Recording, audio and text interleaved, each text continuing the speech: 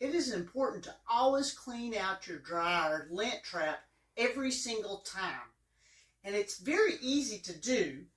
All you have to do is, the lint trap is usually in the front of the dryer, so you just pull it up, pull it out.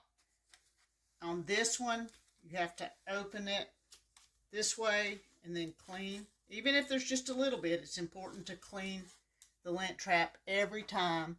And then at least once a month, you should vacuum. You can use a special vacuum hose that's for dryers, like this one, or just your longer hose in your vacuum cleaner, and vacuum down deep inside where the lint trap goes.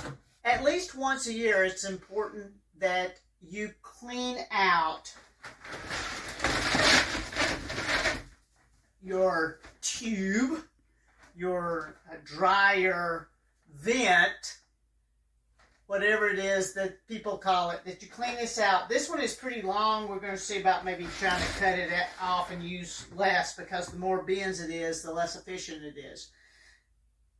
So it's important to clean it out. You take off the rings from the back of each side. So there's just a little screw that we unscrewed this with.